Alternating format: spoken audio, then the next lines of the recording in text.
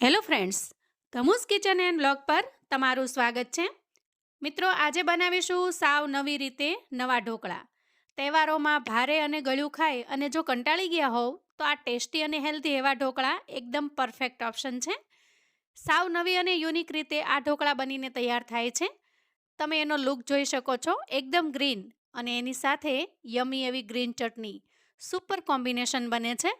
તો ચાલો ઝડપથી બનાવવાની રીત જોઈ લઈએ. સૌથી પહેલાં આપણે અહીંયા દૂધી લઈશું. દૂધી એકદમ સરસ કૂણી હોય એવી આપણે અહીંયા પસંદ કરવાની છે. જુઓ, આ રીતે બિયા વગરની એકદમ સરસ કૂણી દૂધી પસંદ કરીશું અને આ રીતે રફલી ચોપ કરી લઈશું. ત્યાર પછી આપણે એક મિક્સર જાર લેવાનો છે અને સમારીને તૈયાર કરેલી દૂધીને એમાં ટ્રાન્સફર કરીશું. હવે અહીંયા મેં થોડી કોથમીર લીધી છે અને કોથમીરને ધોઈ અને આપણે ચોખ્ખી કરીને તૈયાર કરેલી છે. ત્યાર પછી થોડા લીલા મરચાંના ટુકડા ઉમેરીશું. તો તમારે જેટલું સ્પાઇસી બનાવવું હોય એ રીતના સ્પાઇસી તીખા મરચાં તમારે ઉમેરવાના છે. સ્પાઇસી ઓછું બનાવવું હોય તો તમારે આ રીતે થોડા મોળા હોય એવા મરચાં ઉમેરવાના. નાનો એક આદુનો ટુકડો ઉમેરી દઈએ અને થોડી ઉમેરીશું લસણની કળીઓ. જો તમે લસણ ન ખાતા હો તો એને સ્કીપ કરી દેવાનું. હવે આપણે આના અંદર 3 ચમચા જેટલું ખાટું દહીં ઉમેરવાનું છે.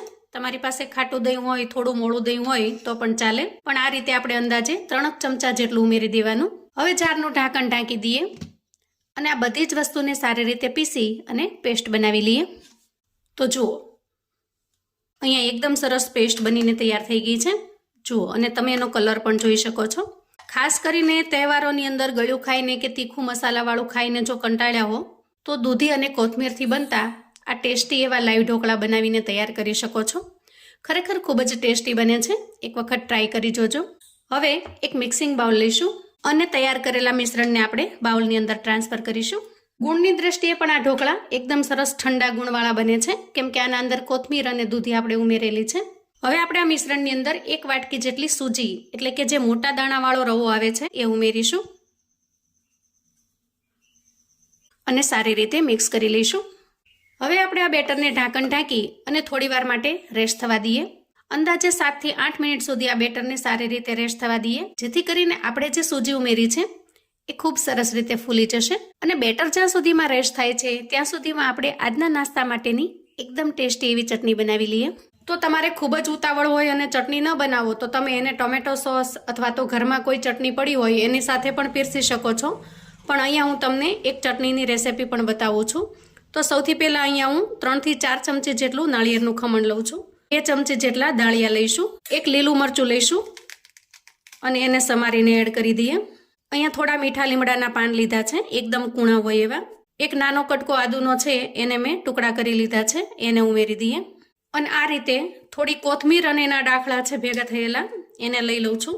અહીંયા આપણે સ્વાદ પ્રમાણે મીઠું એડ કરીશું ચટણીમાં અને થોડો આમચૂર પાવડર ઉમેરીશું. તો લીંબુ અથવા આમચૂર પાવડર ઉમેરવાથી ચટણી છે એકદમ ટેંગી બને છે, ચટપટી. હવે આપણે એડ કરીશું 4 થી 5 ચમચી જેટલું પાણી અને ઢાંકણ ઢાંકી એકદમ સરસ ચટણી બનાવીને તૈયાર કરી લઈએ. તો અહીંયા જુઓ, વાહ, એકદમ સરસ ચટણી બનીને તૈયાર થઈ ગઈ છે. હવે આપણે આમાં થોડો વઘાર એડ કરી દઈએ. મેં 1 ચમચી જેટલું તેલ ગરમ કરી લીધું છે. હવે એના અંદર થોડી રાઈ, જીરું, હિંગ અને મીઠા લીમડાના પાન એડ કરું છું. અને આ તૈયાર થયેલા વઘારને આપણે ચટણીમાં એડ કરી દઈએ. હવે આપણે ચટણીને સાઈડ પર મૂકીએ અને આગળની તૈયારી કરીએ. હવે ચટણી બનાવ્યા પછી આપણે મિશ્રણને ચેક કરી લઈએ. તો જુઓ, થોડી વાર આ રીતે રેસ્ટ થવાથી મિશ્રણ થોડું ઘાટું બન્યું છે. આ રીતે જારમાં વધેલું મિશ્રણ લઈ લઈએ અને સારી રીતે મિક્સ કરી લઈએ. અહીંયા બેટરની કન્સિસ્ટન્સી આપણે બહુ ઘાટી પણ નહીં અને સાવ ઢીલી પણ નહીં, એ રીતે બનાવીશું. જુઓ, આ રીતની કન્સિસ્ટન્સી આપણે બનાવીને તૈયાર કરવાની છે. બેટર તૈયાર થઈ જાય એટલે આપણે આ રીતે એક મોટું વાસણ લઈશું અને એમાં કોઈ કાંઠા કે સ્ટેન્ડને સેટ કરીશું. અને એ મોટા વાસણની અંદર આપણે 1 થી 1.5 ગ્લાસ જેટલું પાણી ઉમેરી દઈએ. અને પાણી ઉમેર્યા પછી આપણે એને ગેસ ઉપર મૂકી દઈએ, જેથી કરીને પાણી ખૂબ સરસ રીતે ગરમ થઈ જાય. હવે પાણી ગરમ થાય છે ત્યાં સુધીમાં આપણે સ્વાદ પ્રમાણે મીઠું ઉમેરી દઈએ અને અંદાજે 1 ચમચી જેટલો આપણે અહીંયા ઈનો ઉમેરીશું. અહીંયા તમે ઈનોની જગ્યાએ ખાવાનો જે મીઠો સોડા આવે છે એ પણ ઉમેરી શકો છો, પણ ઈનોથી ખૂબ સરસ રિઝલ્ટ આવશે. થોડું અમથું પાણી નાખી ઈનોને આપણે એક્ટિવેટ કરી લઈએ અને સારી રીતે મિક્સ કરી લઈએ. અહીંયા મિશ્રણને આપણે થોડી વાર માટે આ રીતે ફેંટી લેવાનું. જેથી કરીને એનો અંદર સારી રીતે એક્ટિવેટ થઈ જશે. આ ઢોકળા એકદમ સિમ્પલી બને છે. મીઠા સિવાય આના અંદર કોઈ વધારાના મસાલા જતા નથી અને જરૂરિયાત મુજબ ખાવાનો સોડા અથવા તો ઈનો ઉમેરવાનો છે. તો હવે આ રીતે કોઈ થાળી કે ડીશને આપણે લઈ લઈએ અને સારી રીતે ઓઇલથી ગ્રીસ કરી લઈએ અને ત્યાર પછી તૈયાર કરેલા મિશ્રણને એમાં ટ્રાન્સફર કરી દઈએ. થાળીને આ રીતે થોડી ટેપ ટેપ કરી લઈએ જેથી મિશ્રણ એક સરખું સારી રીતે ફેલાઈ જાય. હવે આપણે આના ઉપર તે થોડો લાલ મરચાંનો પાવડર સ્પ્રિંકલ કરી દેવાનો.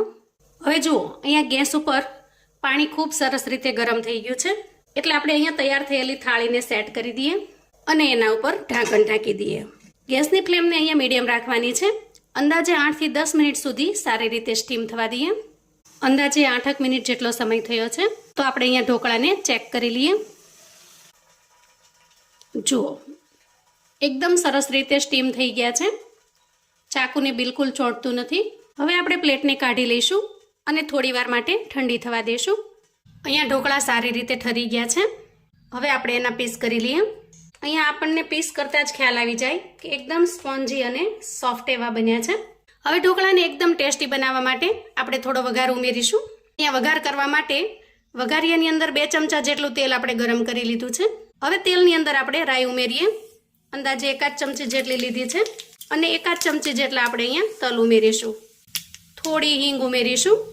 ટેસ્ટમાં સરસ લાગે છે હિંગ. અને મીઠા લીમડાના પાન ઉમેરીશું અને થોડા લીલા મરચાંના ટુકડા ઉમેરી દઈએ. અહીંયા વઘાર એકદમ સારી રીતે તૈયાર થઈ ગયો છે. આ વઘારને આપણે ઢોકળાની ઉપર સ્પ્રિંકલ કરી દેવાનો છે. આમ તો તમે આ ઢોકળાને સિમ્પલી પણ ખાઈ શકો છો, ચાની સાથે, ટોમેટો કેચઅપ કે ચટણીની સાથે. પણ આ રીતે વઘાર ઉમેરવાથી ઢોકળાનો ટેસ્ટ ખૂબ જ વધી જાય છે અને એકદમ સ્વાદિષ્ટ એવા લાગે છે. મોટાભાગે આપણે ગુજરાતીઓ તેલની સાથે ઢોકળા ખાતા હોઈએ એટલે તેલ વગર તો ઢોકળા ખાવાની બિલકુલ મજા ન આવે. આ રીતે થોડો વઘાર ઉમેરવાથી વધારે ટેસ્ટી લાગે છે. અહીંયા તમે એનો લુક જોઈ શકો છો. જુઓ, જોતાં જ આપણને ખાવાનું મન થઈ જાય એવા સરસ ટેસ્ટી બન્યા છે. એકદમ સોફ્ટ, સ્પોન્જી અને સરસ જાળીદાર બન્યા છે. જુઓ, આ ઢોકળા ખરેખર ખૂબ જ ટેસ્ટી બને છે. ઘરમાં નાના મોટા સૌને આ ઢોકળા ખૂબ જ પસંદ આવશે અને વળી આપણે તૈયાર કરેલી ગ્રીન ચટણીની સાથે એકદમ ટેસ્ટી એવા લાગે છે. આને તમે કોઈ પણ ચટણી સાથે પીરસી શકો છો અથવા તો ચાની સાથે એન્જોય કરી શકો છો. સાંજે નાની મોટી ભૂખમાં બનાવીને તૈયાર કરી શકો છો અથવા તો બાળકોને લંચ બોક્સ કે ટિફિન બોક્સમાં પણ બનાવીને આપી શકો છો. ટેસ્ટી હોવાની સાથે સાથે હેલ્ધી ખૂબ જ છે કેમ કે બાળકો મોટા ભાગે દૂધી ખાતા નથી. પણ જો આ રીતે તમે ઢોકળા કે એવું કશું બનાવીને દેશો ને તો એકદમ શોખથી અને ખૂબ જ મજાથી ખાય છે. તો મિત્રો, આવું અવનવું જાણવા માટે અને મને સપોર્ટ કરવા માટે ચેનલ પર જો તમે નવા છો તો પ્લીઝ ચેનલને સબસ્ક્રાઈબ કરો. વિડીયો ગમે તો લાઈક અને શેર કરો. તમારા સગા સંબંધી મિત્રોને પણ આપણી આજની આ એકદમ ટેસ્ટી એવી નવા ઢોકળાની રેસિપી ચોક્કસથી શેર કરજો જેથી એ લોકો પણ બનાવીને તૈયાર કરી શકે, એન્જોય કરી શકે અને એના પરિવારને પીરસી શકે. કોમેન્ટમાં મને ચોક્કસથી જણાવજો મિત્રો કે આજના આ ટેસ્ટી એવા ઢોકળાની રેસિપી તમને કેવી લાગી છે. ફરી મળીશું એક નવી રેસિપી સાથે. ત્યાં સુધી આવજો મિત્રો.